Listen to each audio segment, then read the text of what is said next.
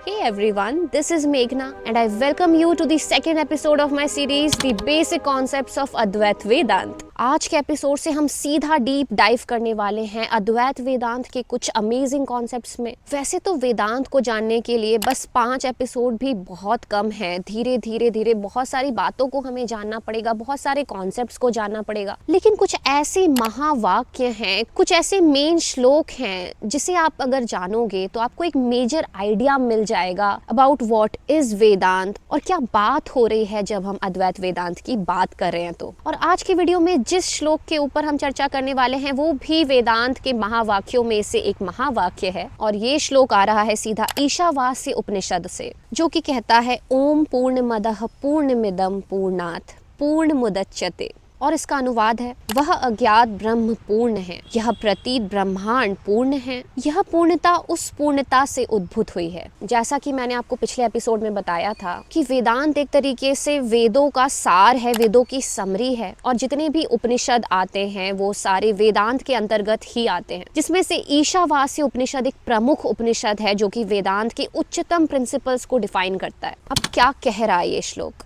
हम अगर हमारे ह्यूमन एग्जिस्टेंस को देखें, जब से हमने जन्म लिया है, पहली बार इस जगत को देखा है, वो कौन सी एक मूल बात है, वो कौन सा एक मूल कॉन्सेप्ट है जो कि सारे ह्यूमन बीइंग्स को परेशान करके रखता है, जिसने बड़े से बड़े ज्ञानियों को परेशान किया है या किसी छोटे से छोटे कमजोर इंसान को भी परेशान किया है, चाहे वो एंशिएंट ह्यूमैनिटी की बात हो या मॉडर्न इंसानों की बात हो। ये जैसे कि वो एक बेसिक कॉन्सेप्ट है, एक बेसिक मूल है जिसने पूरी ह्यूमैनिटी को नचा के रखा है और वो है मैं, यानी कि अहम का ये मानना कि मैं अधूरा हूँ, मैं आश्रित हूँ या मैं कमज़ोर हूँ। और जैसे कि पता नहीं पहले ही पल से, पहले ही जन्म लेने के क्षण से ये एक टेंडेंसी अहम के साथ जुड़ जाती है कि उसको लगता है कि कहीं ना कहीं वो अधूरा है। अहम को कहीं ना कहीं जैसे किसी चीज़ की तलाश हो, लगातार किसी चीज़ की तलाश हो, मैं को किसी चीज़ की तलाश हो अपने आप को पूरा करने के लिए। जैसे कि पूरी ह्यूमैनिटी एक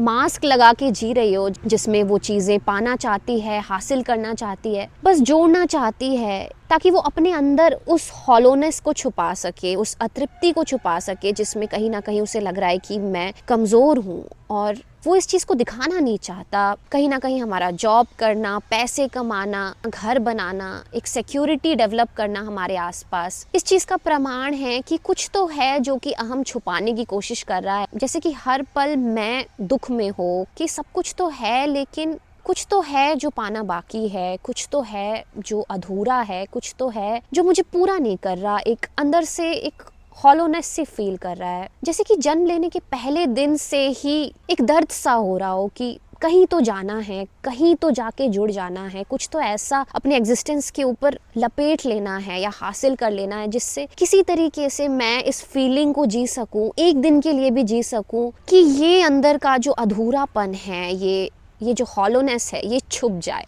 जैसे कि हमारा जन्म लेना ही इस बात को भी जन्म देता है कि कोई इनकम्प्लीट एलिमेंट है, कोई इनकम्प्लीट एंटिटी है जो कि जुड़ना चाहती है किसी दूसरी एंटिटी से ताकि वो कंप्लीट कर सके खुद को। जैसे कि प्रकृति ही अपने आप में अधूरी हो मैं का अधूरापन हटाने के लिए। तो अब सवाल ये उठता है कि आखिर वो क्या है जिसे ये मैं ढूंढना चाहता है, जिसे अहम ढूंढना चाहता है ताकि वो खुद को पूरा कर सके। जैसा कि मैंने आपको पहले एपिसोड में बताया था कि कहीं ना कहीं हमारा जन्म लेना ही इस बात का प्रमाण है कि अहम छिटक गया है आत्मा से, अहम छिटक गया है उस ब्रह्म एलिमेंट से जो कि उसका सोर्स है। और जैसे कि उसका जन्म लेना ही एक जर्नी हो जिसमें वो वापस अपने उस सोर्स तक पहुंचना चाहता है, तो कहीं ना कहीं जो चीज़ हमको चाहिए वो तो है इस दुनिया के पार की, जिसे वो इस दुनिया में एक्सेस नहीं कर सकता, लेकिन वो उसे ढूंढ रहा है इस प्रकृति के अलग अलग चीज़ों में, चाहे वो पैसों के रूप में हो, प्यार के रूप में हो, सिक्योरिटी के रूप में हो। और इसलिए अपनी जिंदगी के साथ मिली सारी ऊर्जा, सारा समय अहम बिता देता है प्रकृति की चीज़ों को इकट्ठा करने के लिए, अपने ऊपर जोड़ने के लिए, क्योंकि अहम को शायद ये पता ही नहीं है कि प्रकृति में ऐसा कुछ भी नहीं हो सकता। इस मटेरियल दुनिया में, इस भौतिक दुनिया में ऐसा कुछ भी नहीं हो सकता जो कि उसके अधूरेपन को पूरा करे। तो फिर जो सवाल आता है यहाँ पे वो ये आता है कि अगर इस दुनिया की कोई भी चीज़, मटेरियल नेचर में मौजूद कोई भी चीज़, प्रकृति में मौजूद कोई भी चीज़ अहम को वो दे ही नहीं सकती जो उसे एक्चुअली में चाहिए उसे पूरा करने के लिए, तो फिर तरीका क्या है? क्या हम हमेशा अधूरा ही रहे? फिर तो मतलब ही क्या है इस जन्म का? अगर इस प्रकृति में हमें वो मिल ही नहीं सकती तो इसका मतलब तो यही हुआ ना कि जब तक हम जिंदा है तब तक बस दुखी है। तो इसका जवाब यही है जो कि इस श्लोक में मौजूद है। भले ही जन्म के साथ अहम अधूरा होता है और बाय डिफ़ॉल्ट उसमें ये टेंडेंसी होती है खुद को कमज़ोर महसूस करने की, लेकिन एक और चीज़ होती है अहम के पास जो कि अहम हमेशा भूल जाता है, जो कि मैं हमेशा भूल जाता है।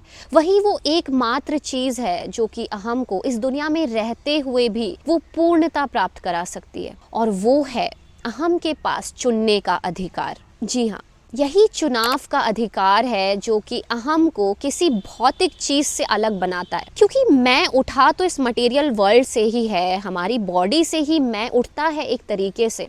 भले ही अहम भी मटेरियल होता है, लेकिन ये जो चुनाव का अधिकार मिला होता है अहम को, वही वो खास चीज़ है जो कि उसे अलग करता है प्रकृति में मौजूद बाकी भौतिक चीज़ों से। और जैसे अपने जन्म के पहले दिन से लेके हर दिन अहम बाय डिफ़ॉल्ट ये चुनाव करता है कि मैं कमज़ोर हूँ, मैं अधूरा हूँ, मैं छोटा हूँ, वैसे ही अहम दूसरा चुनाव भी कर सकता है, और वो ये कि मैं पूर्ण हूँ, मैं पूरा हूँ और मुझे किसी की ज़रूरत नहीं है। और कहीं ना कहीं यही कह रहा है ये श्लोक, वह अज्ञात ब्रह्म पूर्ण है, यह प्रतीत ब्रह्मांड पूर्ण है, यह पूर्णता उस पूर्णता से उद्भूत हुई है। क्योंकि अहम इस मटेरियल संसार में जी रहा है और इस संसार में ऐसा कुछ भी नहीं हो सकता जो कि अपने आप में पूरा हो, अगर इस संसार को इसके सोर्स से अलग देखा जाए तो। और यही भूल करता है अहम को लगता है कि क्योंकि उसके आसपास में मौजूद हर चीज़ डिवाइडेड है, अपूर्ण है, तो ये भिन्नता ही कहीं ना कहीं उसके दिमाग में एक डेटा फीड कर देती है और उसको लगता है कि वो खुद भी अपूर्ण है, वो खुद भी पूरा नहीं है।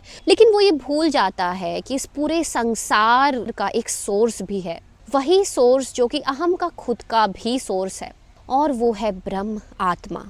अहम ये भूल जाता है कि जो चुनाव उसने अपने आप को अधूरा करने में यूज़ किया था, वही चुनाव वो अपने आप को पूरा करने में भी यूज़ कर सकता है। और जैसे अहम ये चुनाव करता है कि वो पूर्ण है, वैसे ही जैसे कि ये दुनिया भी पूर्ण से उद्भूत हो जाती हो, वैसे ही जैसे कि ये दुनिया भी एक पूर्णता प्राप्त कर लेती हो, जैसे कि इस चुनाव के साथ ही वो आलस भी अपने आप कट जाता हो जो कि अहम को जिंदगी में आगे बढ़ने से रोक रहा होता है। क्योंकि जैसे ही अहम खुद को पूर्ण मानता है, उसके साथ ही आ जाती है वो जिम्मेदारियां जो कि पूर्ण को निभानी पड़ती है अपनी पूर्णता को प्रकट करने के लिए।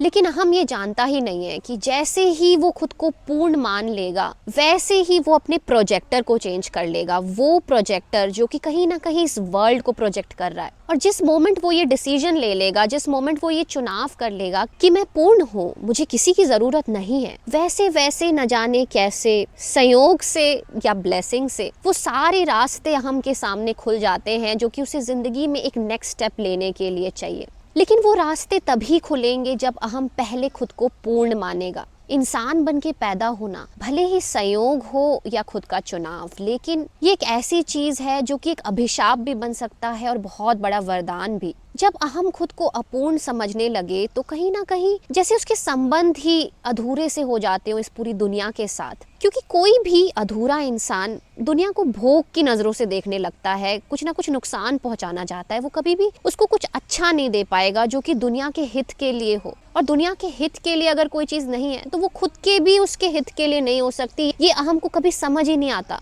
क्योंकि हमेशा अहम भूल जाता है कि ये दुनिया सब्जेक्टिव है, ये ऑब्जेक्टिव नहीं है।